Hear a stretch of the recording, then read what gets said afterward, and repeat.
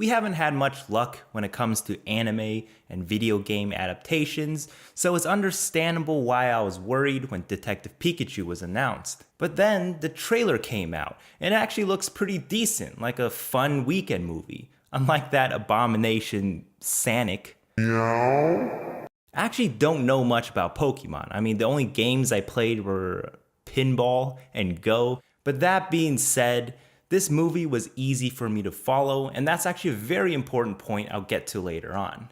So the whole setup is pretty simple. Our main character, Tim, is pretty lonely. I mean, it's clear he's got some trouble in the past, maybe some regrets or hurt feelings that are holding him back. But his father apparently dies in a car accident, so he visits Rhyme City to seek some closure and maybe to collect some belongings. But instead, he meets his father's Pokemon partner, Pikachu, and gets strapped into a wild ride to find the truth about his father and to recover Pikachu's memories.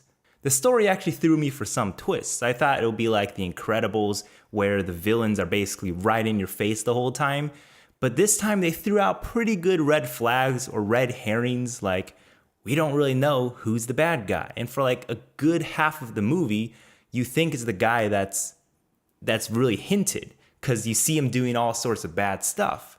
But there's another twist later on, and it just makes sense at the end. The world they live in is actually pretty cool. Like, Rhyme City is a place where Pokemon and humans can coexist and work together, and we see like Pokemon helping out like humans with their jobs.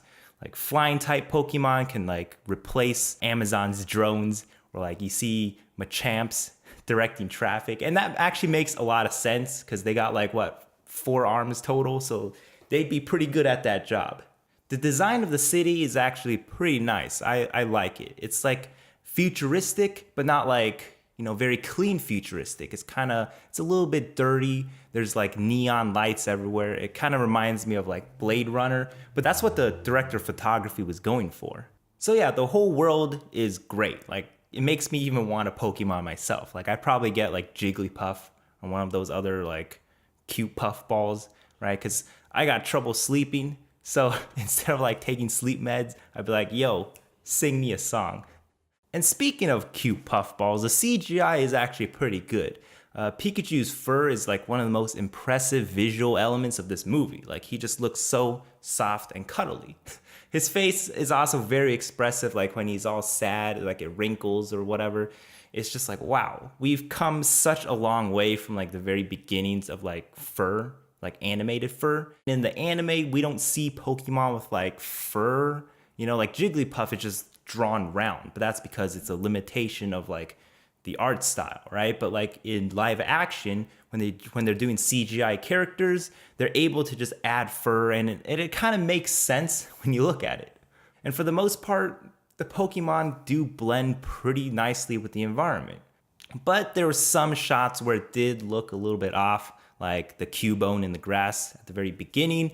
There's like a little bit of like graininess in the character shadows that weren't present in the live action footage, but it's like only on screen for like less than 5 seconds, so it wasn't that bad. Also, some of the Pokemon did look a little bit weird with like some of the reflections, but overall, I feel like they did a really good job blending those two together, especially like when the Bulbasaurs are like guiding Tim through the forest. That shot looked so impressive. Another strong part of this movie is the cinematography. Like, the cinematographer was definitely trying to go for a Blade Runner type of look, and I think it looks impressive. The lighting in the city is probably like my favorite part of this entire movie. Like, you got all sorts of like rich neon colors when he's walking around at night. And I know this is like kind of a nerdy thing, but like they shot this on 35mm film. Like, to me, this just shows me like how much they cared about the production. It's just like a next level like effort you're trying to put into the movie to make it look good. But you're probably wondering, why did they use film? Why not digital? Isn't digital good? Everyone's shooting on that now.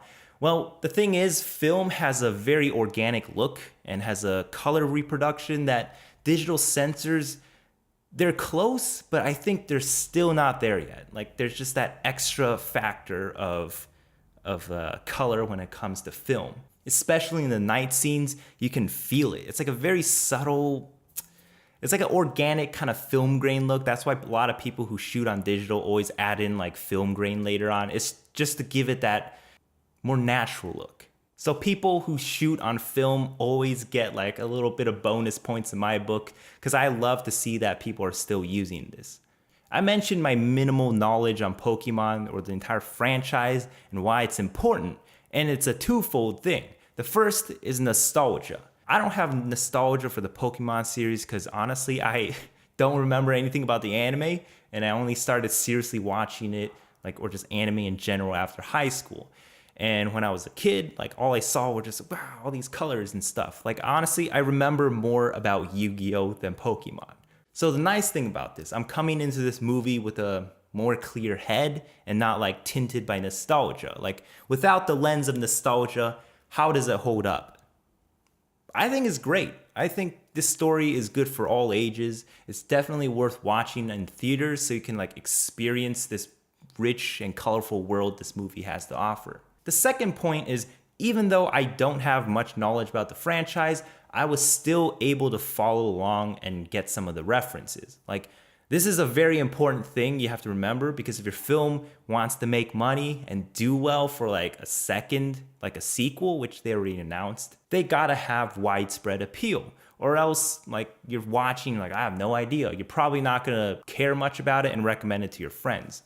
So the nice thing is you don't need to know all the nitty gritty stuff about the franchise, like freaking EVs or IVs. Like I don't even know what that is. So they did a good job making it appealing and digestible to like the masses. At the heart, it's a mystery story with themes of reconciliation and friendship and all those other memes. It just happens to be in a world with Pokemon in it. So Detective Pikachu is a very solid movie. The story itself is pretty good. Justice Smith, the guy who played Tim, was able to hit all the emotional beats just right. And Ryan Reynolds, Pikachu, who's really the star of the show, is, well, you know, he's Ryan Reynolds. He's just Deadpool, but without curses and dirty jokes, I guess. Do I recommend this movie? Yes. Even for people who don't know much about Pokemon, I think there's something to like for everybody. So it's my first time reviewing something that's live action and not anime or animated, so I hope you enjoyed that. And if you like this video, hit that like and subscribe button, and maybe share it with your friends. And as always, my friends, thank you for watching, and I'll see you next time.